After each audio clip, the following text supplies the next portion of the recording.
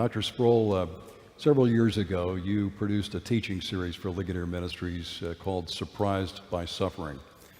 And there's no question that the truths that you taught and conveyed in that series have been a great comfort and encouragement to those who are going through difficult phases in life, either physically or emotionally. And I was curious to know, many of you know that Dr. Sproul has dealt with some significant health issues over the last year. And I would like to know, RC, and I think our audience would like to know, how have those truths been a comfort to you as you've dealt with these issues?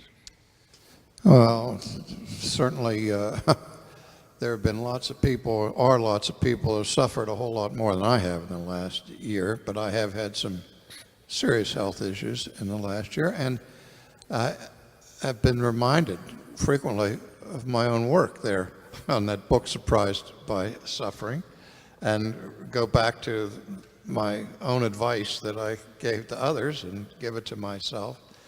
And on a practical level, one of my favorite experiences is daily to pray the Lord's Prayer. But the 23rd Psalm as well. Because I just have to remember who I am, who God is, that He is my shepherd, and therefore there's no reason for me to want anything, He takes me where He wants me to be, beside the still waters, in the green pastures, and He restores my soul. And even if I walk through the valley of the shadow of death, I don't have to be afraid of anything, because why? He's with me.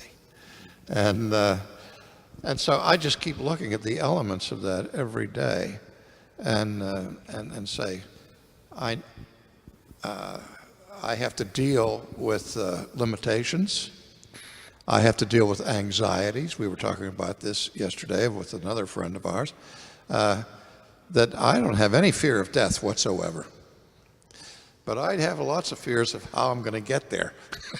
It's the process that's scary.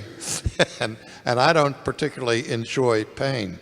And so I'm always looking for ways to get away from that. But there is unbelievable peace and comfort in the Word of God, and predominantly knowing who He is and believing in His sovereignty. Right now, whatever else I'm called to do, whatever those limitations are in my health, that's part of my present calling. I believe that God has called me to be where I am at this very moment, and I think it's true for every believer at that point.